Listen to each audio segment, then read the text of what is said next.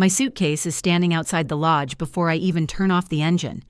It waits beside the cedar porch with its handle extended and my cream sweater caught in the zipper, one sleeve dragging across the wet boards. Through the screen door, I see Daniel carrying a tray of gin and tonics. His mother is behind him, placing handwritten cards around the long dining table. Daniel sees me. He stops. Gloria comes to the door, wiping her hands on a linen napkin. I told Daniel this weekend is family only. For one stupid second, I look at the brass tag on my suitcase to make sure it is mine, Mara Mercer. It is. Daniel sets down the tray. Mara, can we talk? Who packed my sweater? That isn't the point. No, but I'd like to know who put their hands in my underwear drawer. His eyes flick toward his mother. There it is. Not the answer exactly, but something worse. The screen door creaks open behind Gloria. Daniel's cousin Patrick leans out, sees me, and immediately becomes fascinated by the weather. Inside, someone laughs at a story that has already started without me. Gloria steps onto the porch and pulls the door shut. She is wearing the blue silk blouse I helped her choose last month because she said the old one made her look like a bank manager at a funeral. You arrived earlier than Daniel expected, she says. I arrived at the time on the itinerary. The itinerary changed. No one told me. Gloria gives Daniel a pointed look, as though his administrative failure has inconvenienced both of us equally. Daniel comes down one step. I was going to call you. You had a 3-hour drive to do that. I know, I handled it badly. He says it softly. Daniel has a gift for admitting to the smallest possible version of what he has done. It makes you feel unreasonable for noticing the rest. Gloria folds the napkin into a smaller square. There's been tension since Christmas. People feel they have to watch what they say around you. At Christmas, your brother asked if my business was a hobby. He was teasing, and I teased him back. You asked whether retirement was his hobby. Patrick coughs behind the screen door. I can almost hear him trying not to laugh. Daniel rubs his forehead. This is exactly why we thought one low-key weekend might be good. We? His hand drops. Gloria says, the Mercers haven't all been together in years. I wanted my family to relax. I look through the screen at the table. The place cards are tucked into little brass holders from my studio. The white hydrangeas came from the wholesaler who gives me a professional discount. Near the fireplace sits a wooden crate stenciled M. Mercer Events. I packed that crate myself on Thursday night, while Daniel stood in our kitchen eating olives and telling me how excited he was for our anniversary surprise. He said to bring clothes for dinner, walking shoes, and the green dress he liked. The green dress is in the suitcase Gloria packed. What did you tell them? I asked Daniel. His shoulders tighten. Can we go somewhere private? More private than putting my suitcase outside? Gloria sighs. No one put you out on the road. Daniel booked you a room at the hotel. The hotel is down the road. Exactly. For a moment, I think she is making a joke. Gloria sometimes says cruel things in such a practical tone that you wait for the human part to arrive. It usually does, eventually. She will squeeze your wrist, compliment the salad, slip $20 toward the check. She can be generous in ways that require witnesses and ruthless in ways that resemble housekeeping. Daniel reaches for my suitcase. I put my hand on the handle first. His phone buzzes in his pocket. At almost the same moment, mine buzzes in my purse. A credit card alert fills the screen. Bellwether Lake Hotel, $1,842.16. I stare at it long enough for Daniel to see what I'm seeing. The lodge goes quiet behind him, not because everyone has stopped talking, but because the blood in my ears has grown louder. Why did Bellwether just charge my card? Daniel glances back at the door. That's the room block deposit. What room block? He lowers his voice. I can explain. I open the banking app.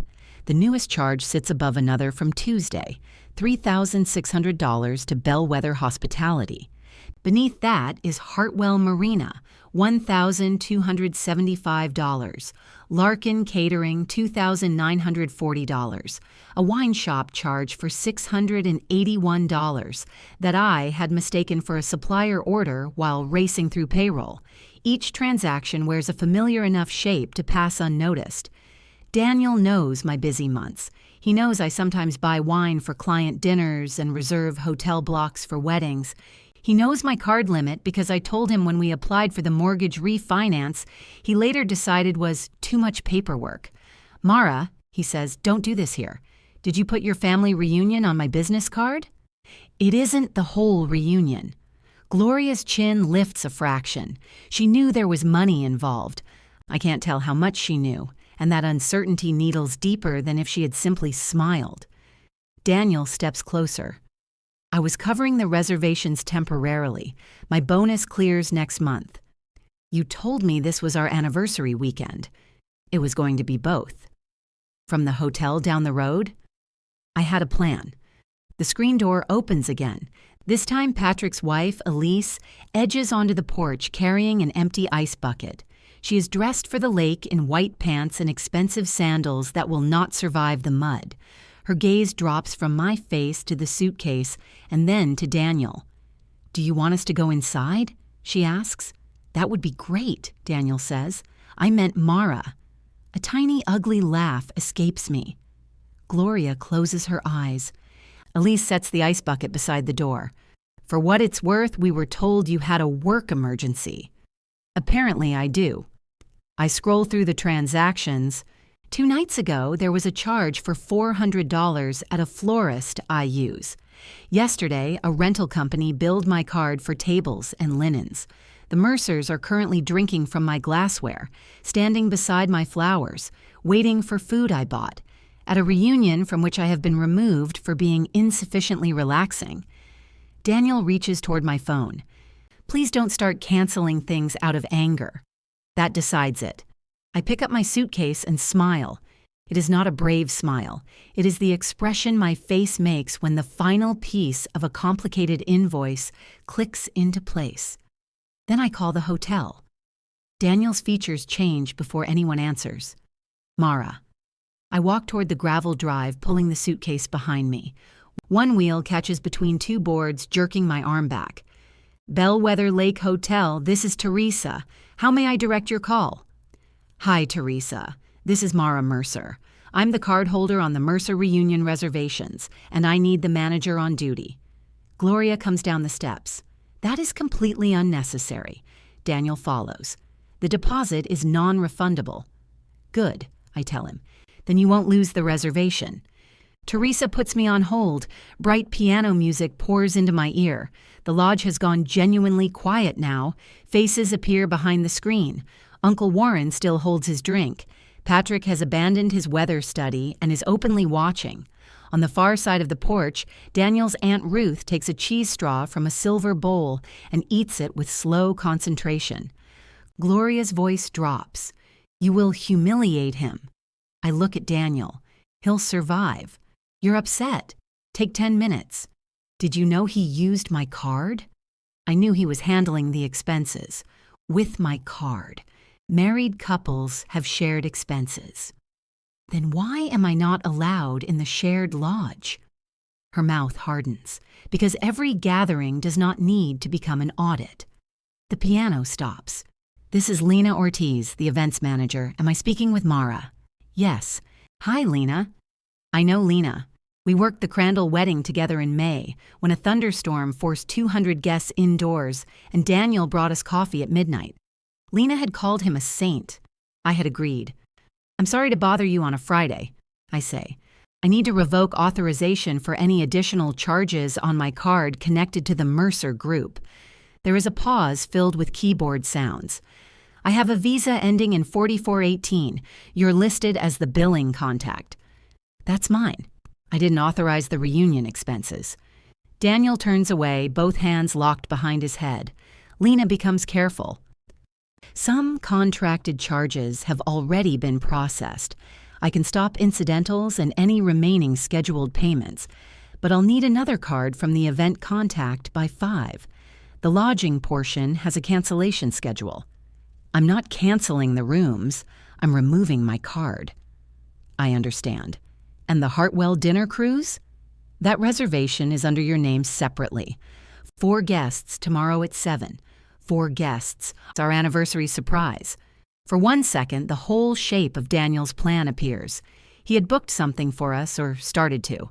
Then Gloria's reunion expanded into it, taking rooms, meals, flowers, and finally the husband who had told himself he was still honoring both promises. Keep that reservation, I say. Daniel turns back. Mara, come on, Lena asks. Would you like the marina to retain the same card? Yes, also, there's a suite under my name.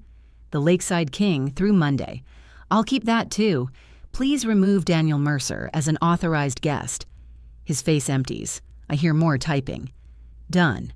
The Mercer Group will need to provide a new payment method for the remaining balance of $8,612 by 5 p.m. I'll contact the event organizer. Gloria grips the folded napkin so tightly one corner pokes between her fingers. 8,000? Daniel says nothing. Thank you, Lena, I say. I'll be checking in shortly. When I hang up, Aunt Ruth opens the screen door and steps onto the porch. She has a cheese straw in one hand and her purse in the other. Gloria, she says, you told us Daniel received a corporate discount. He did, Gloria replies. Ruth looks at me. Is the corporate discount Mara? Patrick makes a strangled sound that might be a cough. Daniel snaps, Could everyone give us a minute? No, Gloria says. Her voice is calm, but a red patch has appeared above the collar of her blue blouse. We need to sort out payment. Several people retreat inside with the speed of guests who have suddenly remembered private banking apps. Ruth stays where she is. I pull my suitcase across the gravel. The damaged wheel rattles once per rotation. Daniel catches up beside my car. You think this makes you look strong? I wasn't thinking about how it looked. Yes, you were. That's why you did it in front of everyone. You put my suitcase on a porch in front of everyone. My mother did that. You let her. She was upset. So was I. You told me not to start canceling things. He flinches, and I hate that I still notice. I hate that some part of me is keeping score of his pain, measuring it, making sure I do not cause too much. He lowers his voice. I messed up. I know that. But this weekend matters to her. It mattered to me too. You made me think we were celebrating 12 years together. We were supposed to have Sunday and Monday. After I paid for Friday and Saturday? I was going to pay you back. With money that goes into our household anyway. My bonus is mine. The sentence lands between us with almost comic precision. Daniel hears it. His expression shifts, but he cannot pull it back. I nod. Your bonus is yours. My credit is family property. That isn't what I meant. Which part did you mean? He looks toward the lodge. Gloria is speaking rapidly to Ruth now, probably assigning fault in manageable portions. Inside, the other Mercers have started moving again. A hand closes the curtain beside the door. Daniel says, I didn't want to choose between you. You didn't. I lift the suitcase into my trunk. The brass tag strikes the bumper with a bright little knock. He reaches to steady the lid before I close it. His wedding ring catches the late afternoon sun. Don't leave like this, he says. You already packed me. The hotel lobby smells like cedar oil and lemons. Lena comes from behind the desk before I reach it, her expression professionally neutral until she sees the sweater sleeve hanging from my suitcase. Rough arrival? She asks. You could say the welcome basket was minimalist. Her mouth twitches, but she doesn't laugh. Your suite is ready. I also printed the folio you requested. I didn't request one. Mr. Mercer did this morning. He asked us to divide the group charges across several internal reference numbers. She slides a thick envelope over the desk. They correspond to event codes from your business account. For the first time since the porch, my hands begin to shake. Daniel had not simply borrowed my card. He had prepared the charges to look like mine. Lena sees my face. Do you want me to call someone? No. The answer comes too quickly. I put both palms on the cool stone counter. My phone buzzes with a text from Daniel. "We need to talk before you misunderstand this any further." Then another message appears, this one from Gloria. "I hope you're satisfied. Ruth is leaving." I turn the phone face down. Lena places the suite key in a small paper folder. "The elevator is to your left. The folder is stamped with a gold bell. Inside are 2 keys. I take one out and give the other back. Upstairs, I open the envelope before I take off my coat. Daniel's neat handwriting runs down the first page, assigning the florist to the Crandall account, the wine to a client dinner, the lodge deposit to fall venue research. Every lie is tidy. Every lie uses something I built. At the bottom, beside the marina charge, he has written one word: anniversary. A knock sounds at the door. "Mara," Daniel says from the hall. "Open up." I stand over the folio with one hand resting on his handwriting. "You weren't supposed to see any of that until Monday," he says. I don't open the door. "What happens Monday?" I ask. His shadow shifts beneath the door.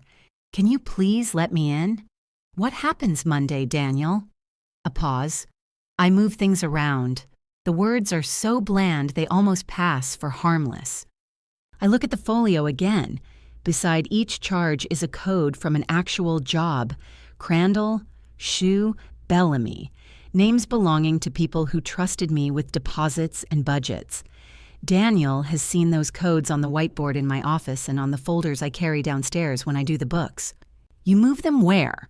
"My bonus comes through, I pay down the card, and you never have to deal with it."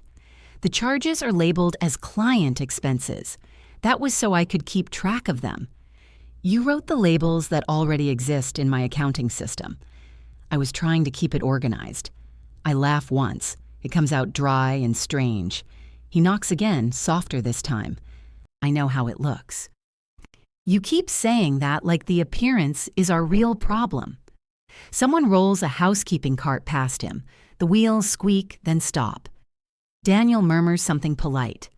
Even now, trapped in a hotel hallway after charging his mother's reunion to my company, he has time to hold an elevator. When the hallway is quiet, he says, "Mom was panicking. Reservations were filling up. Ruth wouldn't commit without a real plan. Warren said he wasn't coming unless everyone stayed in one place." I put down the card to hold things. And then it grew into my anniversary. I booked the marina for us for 4. I thought Patrick and Elise could come to dinner, then give us the rest of the evening.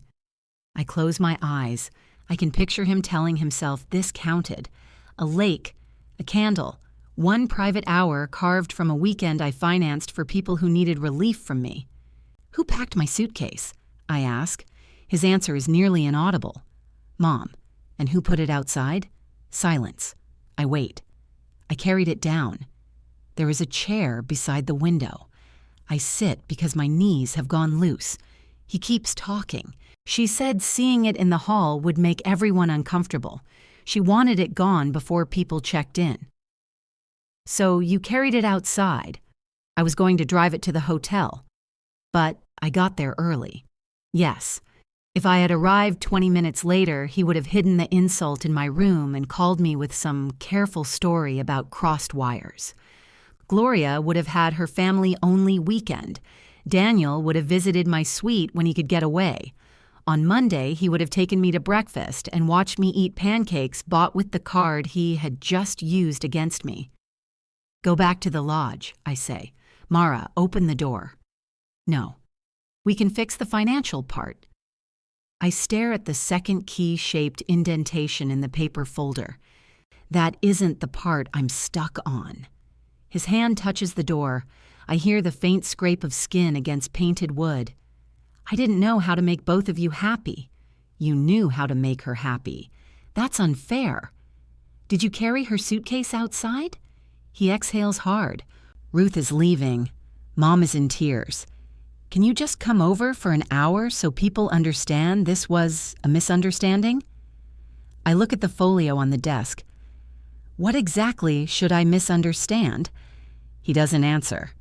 After a while, his footsteps move down the hall. I call Janelle, my bookkeeper, before I can lose my nerve. She answers from a grocery store. A scanner beeps behind her, followed by a voice announcing a discount on cantaloupes. "If this is about your quarterly estimate," she says, "I deny everything. I need you to flag some charges." Her voice changes. "How many?" I tell her. "Were they business expenses?" "No." "Did someone steal the card?" I watch Daniel cross the parking lot below my window. He walks quickly, shoulders forward, heading toward the lodge road. "My husband used it." Janelle is quiet for 2 scanner beeps. "Does he have permission to use that account?" "He has a card for emergencies. This wasn't one. Send me everything. Do not delete, relabel, or dispute anything tonight. I want a clean record before we decide what gets reimbursed and how. Will the client codes cause a problem?" "Only if we let them enter the books." "Are you asking because you're scared or because he is?" "I'm not sure yet." "Good answer. Send me the folio." By Saturday morning, Daniel has sent 11 messages. The first 3 are apologies. The next 4 explain that he never intended to harm my business. Then comes a photo of Gloria at the lodge table with empty chairs around her, followed by, "This has ruined something she can't get back." The last message says, "I'm coming to the hotel at 10. I respond, "I won't be here." I take my coffee down to the lake. A bellwether employee is lining up yellow kayaks along the shore, tipping rainwater from each seat. Across the water, the Mercer Lodge sits between the pines, close enough that I can see movement on the porch, but not faces. At 11, Elise finds me on a bench near the marina. She's wearing yesterday's white pants with a mud stain on one knee. "I checked out." "I thought you were staying at the lodge." "We were. Then Gloria asked everyone to contribute $1,200 before breakfast." I wince. "Each?" "Per couple. Ruth said she'd rather set fire to $1,200 because at least everyone could enjoy the warmth." I laugh before I can stop myself. Elise sits at the other end of the bench. "Patrick paid for one night. He and Daniel nearly got into it over the wine." "Why the wine?" "Patrick brought some. Daniel told him he should take it home because the cases already here couldn't be returned." The absurdity rolls through me until I press my coffee cup against my mouth. Elise watches the lake. "I didn't know you weren't invited." "I was invited to a different weekend. Daniel told us you had a client crisis. Gloria said you decided family events weren't your thing." Both efficient stories. She's good at those. There is history in the way Elise says it, but she does not offer it, and I don't ask. After a moment, she says, "Gloria kept telling everyone not to mention the retirement dinner around you." "What retirement dinner?" Elise turns her head. "The one at your house. Cold travels down my arms despite the sun. When?" "October 18th, I think. She said you and Daniel offered the conservatory. That's 6 weeks from now." She showed me the invitation. It has a drawing of the glass room on it. My conservatory is not a glass room. It is how I make my living. I host tastings there, photograph table designs, build floral installations, and occasionally rent it for small dinners after checking insurance and occupancy. It is connected to my kitchen by a pair of old French doors that do not close properly in damp weather. "How many people?" She said 50. "The legal occupancy is 48, including staff." Elise studies me. "You didn't know." "No." She rubs at the mud on her knee. "I'm sorry." "Why did you leave?" "Because Patrick admitted Daniel asked him for money 2 months ago and told him not to tell me." Her smile is thin.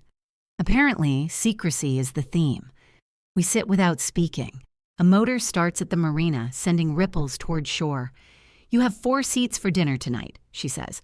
"How do you know that?" "Patrick was supposed to be part of your romantic anniversary." "Of course he was." "I told him he's not coming." Despite everything, that makes me smile. At 7, I board the small dining boat alone. The hostess tries to seat me at the 4-person table Daniel reserved, with its vase of white roses and 4 champagne glasses. I ask for a place at the rail instead. Halfway through dinner, an older man in a navy blazer proposes to the woman beside him. The entire boat turns at the sound of her delighted shout. I look down at my plate and think about the second room key, the packed suitcase, Daniel's hand carrying it down the lodge stairs. I used to believe betrayal would feel hot. Instead, it feels administrative. On Sunday, Gloria calls. "Mara, I would like to speak without Daniel mediating." "You can speak." She breathes in slowly. "I did not know he used your business card." I believe that she did not know which card. I also believe she never asked. "He said he was covering the weekend," she continues. "I assumed that meant the two of you. The two of us weren't welcome. You were welcome at several portions." "Which portions?" "The cruise, breakfast on Sunday. I thought you would appreciate having time to yourself." "You packed my suitcase." I packed it carefully. I nearly admire the answer. Gloria's voice softens. "My brothers don't come when there is conflict. Ruth criticizes every choice I make. Patrick changes plans to suit Elise. I wanted one weekend where people remembered we belonged to each other. So you removed me. You have your own family traditions." "My parents are dead, Gloria." "I know that." The words come too quickly. She knows because my lack of nearby family has made me available for every Mercer Thanksgiving, airport pickup, emergency centerpiece, and late-night ride home.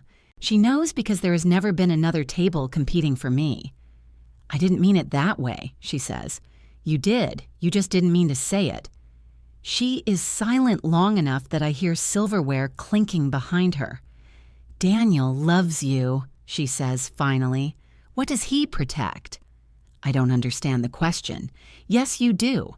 I end the call before she can turn the answer into etiquette. Daniel is home when I arrive Monday afternoon. He has cleaned the kitchen, changed the sheets, and put yellow tulips in the blue vase on the island. He does not mention that the tulips came from Gloria's reunion arrangements. "I made an appointment with a counselor," he says. I set the folio envelope on the counter. "You made an appointment?" "I found 3 options. We can choose together."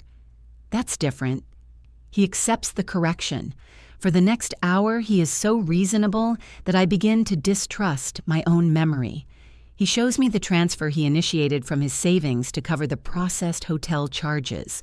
It is only half the amount, but it is real money. He agrees to surrender the emergency card.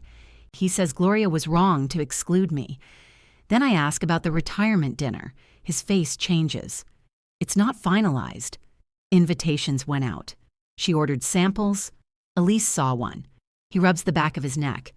"Mom has been planning this since spring. I thought we'd talked about using the conservatory.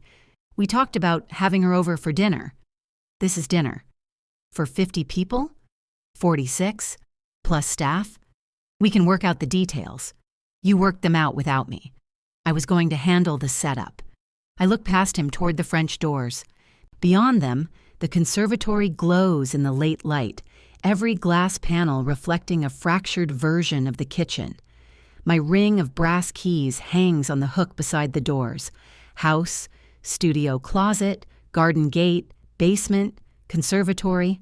I count them. Then I count again. The conservatory key is gone. Daniel looks at the hook, but not at me. "I gave Mom a copy for the florist," he says, "just temporarily. I take the remaining keys off the hook and close my hand around them." "She has a key to my house?" "To the conservatory." "The conservatory opens into my house. She needed measurements. You gave her a key before I agreed to the event. She already paid deposits." "With whose money?" Her own. He says it like that should comfort me. I walk into my office and find a cream envelope centered on the desk. Inside is a formal confirmation for Gloria Mercer's retirement dinner at Mara Mercer Events, along with a vendor schedule and a floor plan of my conservatory. At the bottom, beneath a line marked Property Authorization, Daniel has signed his name. He has added one word beside it: Owner. I carry the confirmation into the kitchen and place it in front of him. "Cross this out." Daniel glances at his signature. "Fine. Now." He takes a pen from the drawer and draws one line through owner. "Write what you are." He looks up. "Your husband. On a property authorization?" His jaw shifts. I live here. So right resident. That makes me sound like a tenant. You signed a legal document for my business and claimed you own the property. We're married, Mara. I didn't claim to be some stranger who bought your building. The house is mine. I know whose name is on the deed. His tone catches me. It is not confusion or embarrassment. It is resentment, polished from use. I pull out the chair across from him. How long have you been angry about that? I'm not angry. You knew exactly what you were doing when you wrote owner. I coordinate repairs, I meet contractors, I replace the dishwasher. After I paid for it. There, that. He points the pen at me. Every conversation becomes a receipt. Only after you send me the bill. He throws the pen onto the table. It rolls into the confirmation and leaves a blue mark across Gloria's printed menu. Do you have any idea how it feels to live in a house where every brick was yours before I arrived? Do you have any idea how it feels to find out you've been giving away keys to it? I gave one key to my mother for one event. Then get it back. She'll return it after October 18th. Get it back tonight. For a moment, I see the refusal rise in him. Then his face settles into the reasonable expression he wore when he came home from the lodge. I'll call her. Call her now. Mara, now. Gloria arrives 40 minutes later. She does not ring the bell. The conservatory door opens, followed by the sound of her shoes crossing the tile. Daniel and I look at each other. I reach the French doors first. Gloria is standing in the center of the conservatory with a tape measure extended across one wall. Yellow masking tape marks small rectangles on the glass. What are those? I ask. She lets the tape retract with a snap. Placement for photographs. You walked into my house without knocking. I entered the conservatory. Daniel said that was the event entrance. Daniel called you for the key. He said you were worried. I want the key. Gloria opens her purse. Beside her wallet, I see fabric swatches, a notepad, 2 pens, and the small brass key on a blue plastic ring. She does not hand it over. I have paid 7 vendors, she says. The invitations have gone out. My colleagues have booked rooms. If you cancel this because you're angry at Daniel, people will know exactly what happened. What will they know? That you used my retirement to punish your husband. The brilliance of it leaves me almost calm. You came into my home without knocking, and I'm the one making this public? I was measuring a wall. You put my suitcase outside. Her eyes flick toward Daniel. Are we going to carry that moment into every room for the rest of our lives? Not every room. You won't have keys to most of them. I hold out my hand. Gloria studies it, then sets the key in my palm. It is warm from her purse. I hope this feels good, she says. It feels like a key. She peels one strip of masking tape from the glass. It comes away with a faint ripping sound. Daniel waits until the front door closes before he says, You enjoyed that. I asked for my property. You could have done it without humiliating her. Where? He opens his mouth, then closes it. The locksmith comes the next morning. I replace the conservatory cylinder, the garden gate lock, and the code panel at the side entrance. When he asks how many copies I want, I say 2. For years, the ring by the French doors had held the house together in my mind. Each brass label meant a door, a closet, a task I understood. After the locksmith leaves, I remove Daniel's studio key and place it in an envelope with the emergency business card. He watches from the kitchen. You're locking me out of your work now? Yes. I helped build shelves in there. You also used my client codes to hide a family reunion. He looks tired rather than angry. That hurts more than anger would. Tired makes me feel like a difficult season he is patiently waiting out. I move the business laptop from the shared desk to my office. I reset the bookkeeping password, revoke his access to my scheduling calendar, and ask Janelle to approve every expense over $200 with me directly. At the bank, I open a household account in my name and transfer only my share of the next month's joint expenses. Daniel receives the notification while he is at work. His message arrives immediately. So now you're draining our account? I send him the figures. Mortgage, utilities, insurance, groceries, exactly half of what we had agreed to contribute, plus the amount he still owed on the reunion charges. 3 dots appear, vanish, and appear again. You know my bonus hasn't cleared. Then you'll need a payment plan.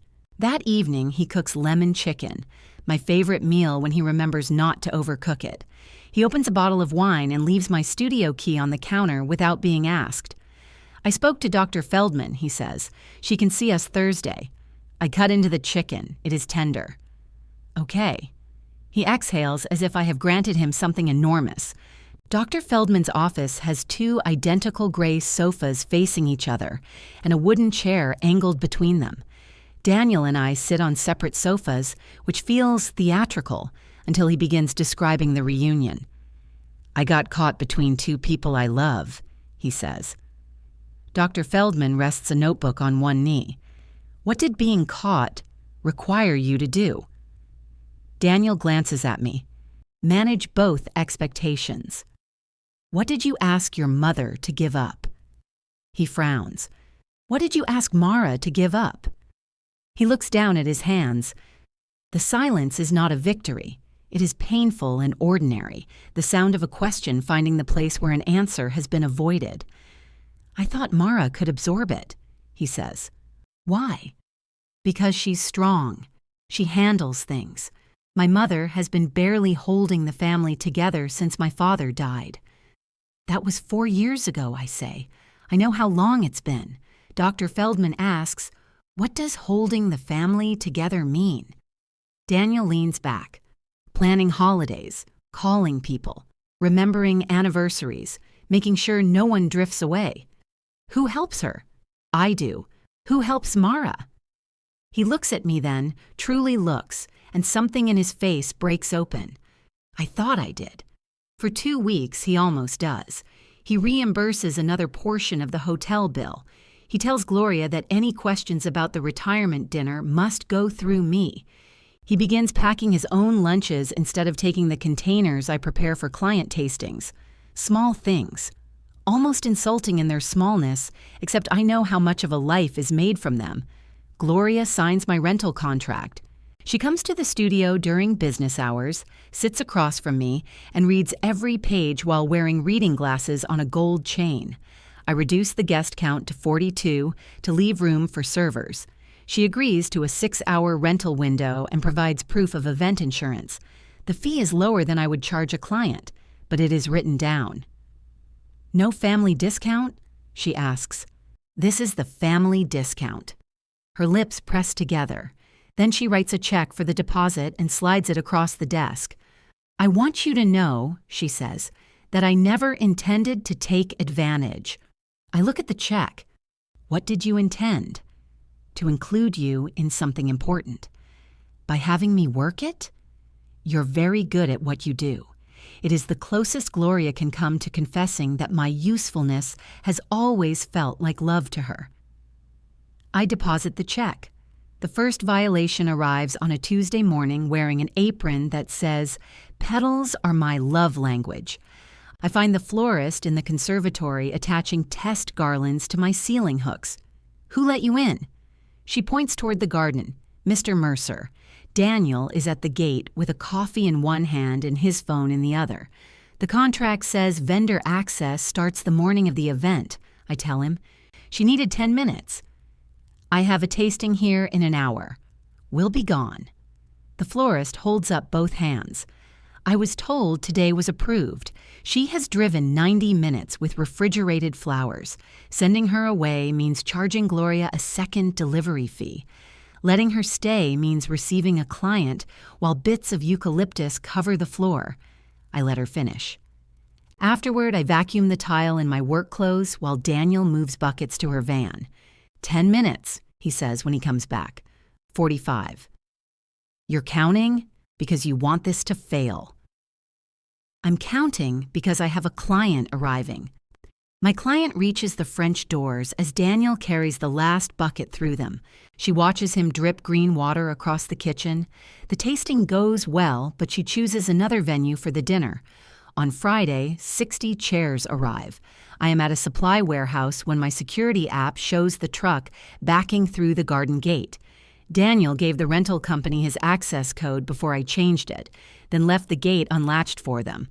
I call the driver and ask him to stop unloading. His supervisor says the contract guarantees delivery within a 3-day window. Daniel approved Friday in writing. Returning the chairs will trigger another delivery charge and a storage fee. I pay both to keep them out of the rain. When Daniel gets home, I place the receipt beside his plate. He stares at the amount. "You paid this?" "I protected my property." "You created the problem." The event contract says delivery Saturday between 8 and 10. That didn't work for the rental company. Then Gloria chose the wrong rental company. His fork hits the plate. "Do you hear yourself?" "Yes." "You're making every tiny mistake into evidence, because every tiny mistake gets me billed." He pushes away from the table. "You want a reason to cancel?" I already have 3. The next morning, Gloria arrives with Ruth, carrying 2 garment bags and the missing brass key. She sets it on my studio desk.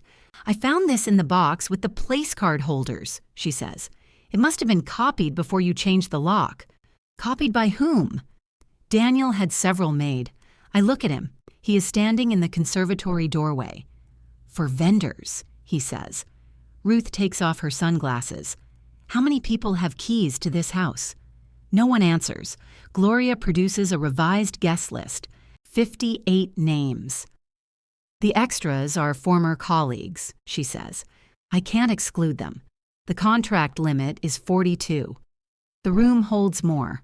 The room is licensed for 48, including staff. We can open the garden doors." "No." Ruth reads the tension faster than Gloria does. "Move it to bellwether." Gloria turns on her. "I'm not having my retirement dinner in a hotel conference room." "Their ballroom is lovely," I say. "Lena can hold it if you transfer the vendors by Monday." "I signed a contract for here. You violated it." Daniel steps into the room. "Can we stop using that word?" It's the word printed at the top of page 4. Gloria gathers the guest list against her chest. "This dinner is happening."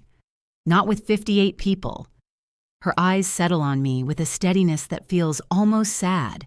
"They are already coming, Mara. You can either host them gracefully or show everyone what kind of woman you are." After they leave, Daniel stays by the garden doors. "You can't seriously turn them away," he says. "I offered the hotel." "She doesn't want the hotel." "That's a preference, not an emergency."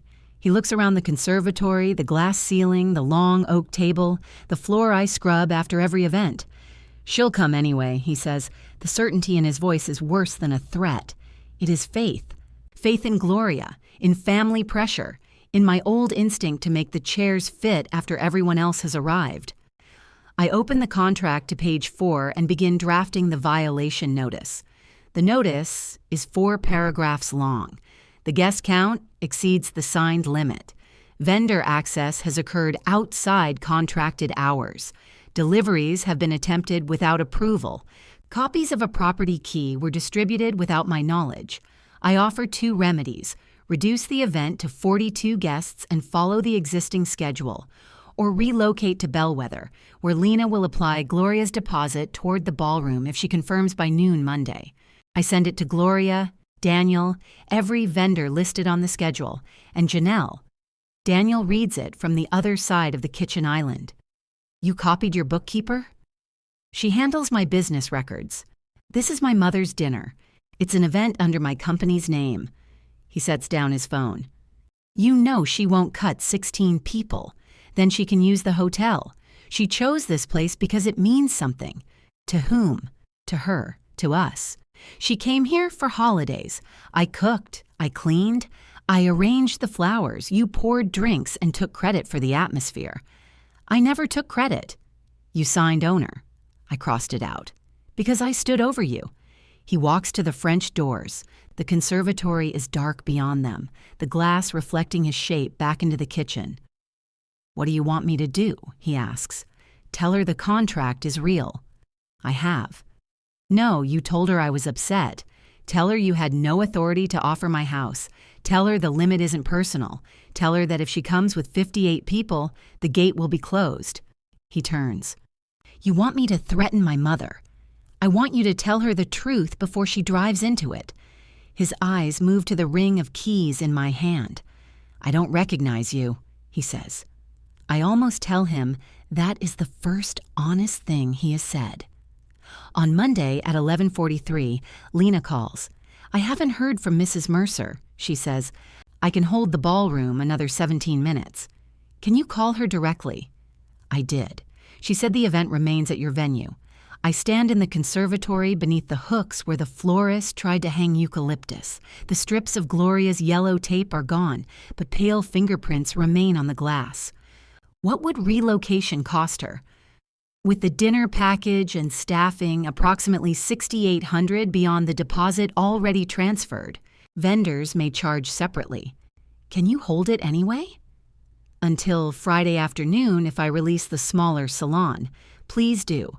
You understand I can't guarantee staff without a card? I understand. Don't use mine. Lena is quiet for half a beat. I won't. At noon, Gloria emails. I consider your proposed alternatives unreasonable and therefore decline them. The signed agreement reserves the conservatory on October 18th. I expect access at 2 p.m. as planned. Attached is the original contract, not the violation page she signed separately after adding the former colleagues. She has highlighted the reservation date in yellow. Daniel comes home early carrying his suit bag. "You're dressing here?" I ask. "I live here." "You're going to the dinner." "Of course I'm going. Where?" He unzips the suit bag and hangs it over a chair. "I'm not doing this." "You've been doing this since the lodge." "I am attending my mother's retirement dinner. I am not choosing a venue." "Then tell me what happens when she arrives." "She has a contract. She violated it." "You could waive the limit." "The fire code doesn't care who your mother is. Then some people can stand in the garden." "In October, after dark, while servers carry hot trays through one doorway?" We solve problems like that for clients all the time. We solve them before the event. We don't hide them from the property owner and show up anyway. He pulls out a dining chair and sits. "If you turn her away, this marriage doesn't come back from it." There is no anger in his voice. That is what makes the sentence so clear. I sit across from him.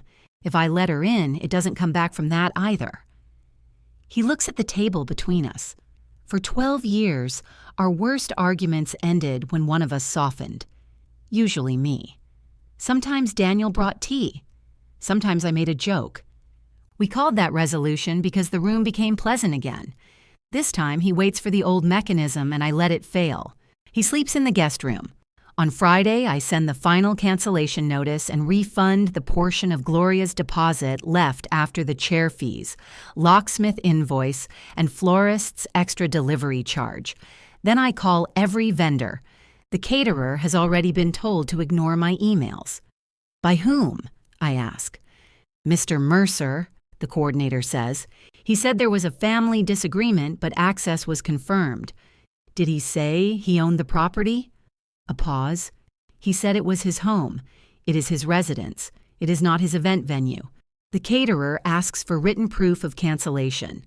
I send the contract, both notices, and the relocation option. The florist accepts the hotel immediately. The rental company says it will deliver wherever Gloria instructs. The photographer is relieved. He thought the conservatory looked too tight for 58. At 6, Daniel's suit bag disappears from the kitchen. He leaves a note beneath the blue vase. "I'm staying with Patrick tonight. I hope you decide what matters before tomorrow." The yellow tulips have begun dropping petals onto the island. I throw out the water and keep the vase. Saturday is bright and cold. At 8, a locksmith installs a self-latching mechanism on the garden gate, the piece I ordered after the chair truck. At 9, I hang a white sign outside the gate with the bellwether address and Lena's number.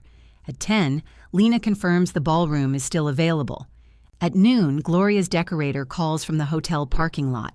She has not been paid to change venues and wants to know whether she should unload. "Wait for Gloria," I tell her. At 12:30, my phone begins lighting up with motion alerts. The first car is Ruth's. She parks along the curb, reads the sign, and walks to the gate in a burgundy coat. "You're early," I say. I assumed Gloria would attempt an invasion before the appetizers. "She told you?" "She told me you had suffered a nervous collapse. That's efficient." Ruth looks through the bars at the empty conservatory.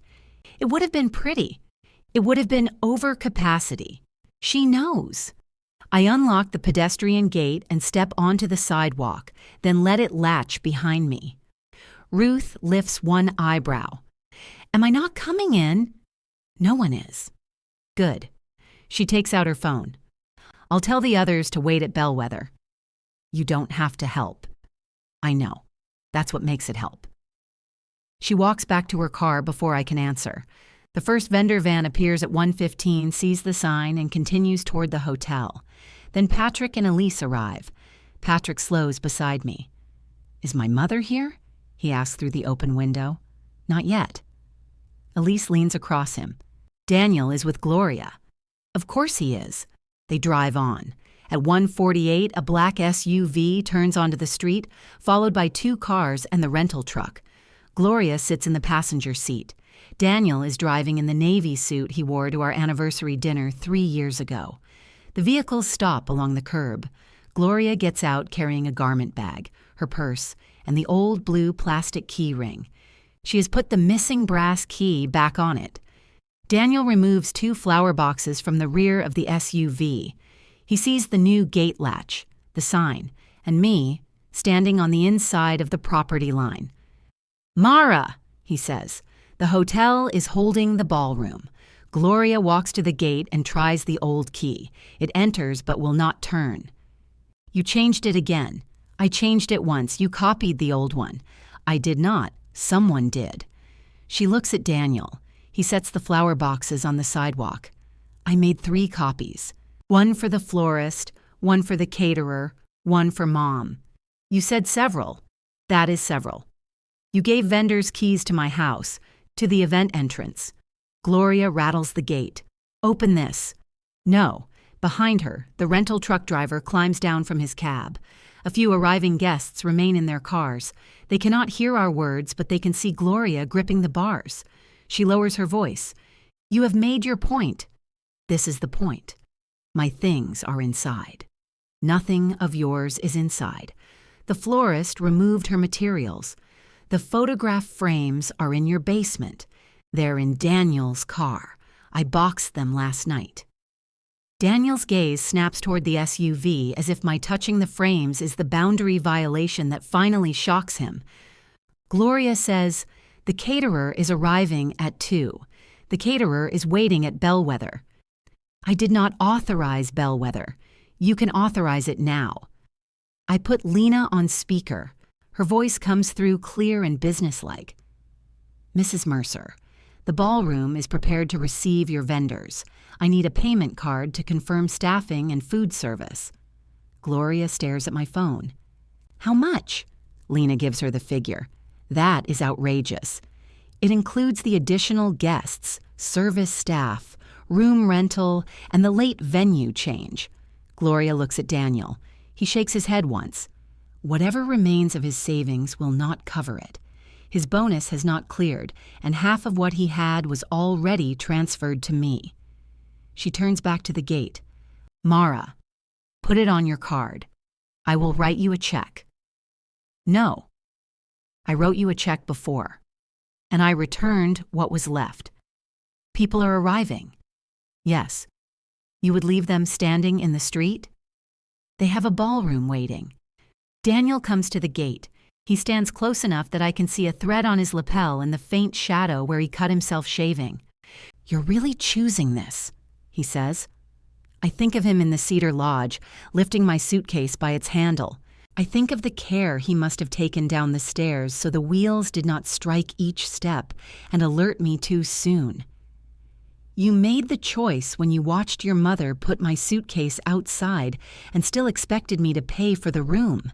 His eyes close. "I didn't watch," he says. "I carried it." "I know." Gloria takes her wallet from her purse. She reads the card number to Lena one digit at a time. Her voice catches only once on the expiration date. Lena confirms the payment and gives directions for vendor access. When the call ends, Gloria slips the card back into its slot. "Are you satisfied?" she asks. "No." That answer seems to unsettle her more than triumph would have. She leaves the brass key in the gate and walks toward the SUV. Daniel stays. The remaining guests begin following Ruth's directions toward the hotel. Tires roll over fallen leaves. The rental truck makes a wide, complaining turn at the end of the street. Daniel removes his house key from his ring. "You want this too?" "I want you to understand why it matters. I understand that you got what you wanted. What do you think I wanted?" "To prove it's your house. I wanted my husband to stand on my side of the gate." He looks through the bars at me. The distance between us is less than a foot. "I can't leave her alone today. I didn't ask you to. What happens if I go?" "That's your decision. You already made it." He sets the house key on top of the flower box. Then he takes the boxes back to the SUV and drives away with his mother. The dinner happens at Bellwether. I know because the florist sends me an invoice corrected to the hotel address, and because Ruth texts at 9:30. Food decent, speeches long. Gloria looks good in blue. I do not answer. Daniel returns Sunday afternoon in yesterday's suit. He smells like hotel soap and coffee. "Mom cried in the bathroom," he says. I'm at the kitchen table sorting the copies of the reunion charges into a folder for Janelle. "I'm sorry she was hurt." "Are you?" "Yes." He waits for more. "How was the dinner?" I ask. "Fine, everyone fit." The answer nearly makes him smile. Then it doesn't. He sits across from me. "People kept asking why you weren't there." "What did you tell them?" "That you canceled the venue." "True." "That we were having problems." "Also true." He rubs both hands over his face. "Patrick told me I was an idiot." "Patrick took money from you without telling Elise. He said that's how he knows." I put the last receipt in the folder. Daniel watches me close it. "I kept thinking you'd let us in." "I know." "I thought once the cars arrived, you wouldn't be able to stand there." "I know that too." He looks toward the French doors. Sunlight lies across the conservatory floor in long, white panels. "I made you pay for being excluded," he says. The sentence is quiet. No defense follows it. "Yes. And then I asked you to make it easier for me." "Yes." "I'm sorry." I believe him. That is the difficult part. He moves to Patrick's guest room that week, then rents a small apartment near his office when Elise informs both men that the arrangement is ending. His bonus clears in November. He reimburses the remaining reunion charges in 3 transfers, each labeled simply repayment. We continue seeing Dr. Feldman for a while. Daniel stops blaming logistics. He says he spent years offering my time, my rooms, and my money because he liked being the person who could always say yes. He never counted the cost because the cost landed with me. Understanding changes the shape of the wound. It does not close it. When he asks whether there is still a marriage to save, I tell him I have spent 12 years wondering how much more useful I need to become before I am protected. I cannot spend another year waiting to see whether his new understanding survives Gloria's next request. He nods. He cries without covering his face. I do too. The separation becomes permanent. In December, Gloria comes to the gate. She rings the new bell and waits on the sidewalk. She holds a small envelope containing 2 more copies of the old conservatory key. "I found these in Daniel's things," she says. "Thank you." He says, "You won't change your mind." I haven't. She looks past me at the conservatory where a dinner table is set for a paying client beneath strings of warm lights. "I did think you would open the gate," she says. "So did Daniel." "You always made room." "I know." Gloria adjusts the gold chain on her reading glasses. "The hotel dinner was nice." "I'm glad." "It cost too much." "I know." For once, neither of us pretends the other meaning is hidden. She does not ask to come inside. I do not offer. After she leaves, I take the old copies to my studio. My suitcase is open on the work table for a trip to a venue conference. The brass luggage tag still holds the paper strip Daniel printed before our last anniversary, Mara Mercer. I slide it out. Then I hang the empty brass frame beside the new conservatory key. The evening light catches both of them through the glass. One marks a door that will open when I choose. The other no longer tells me where I belong.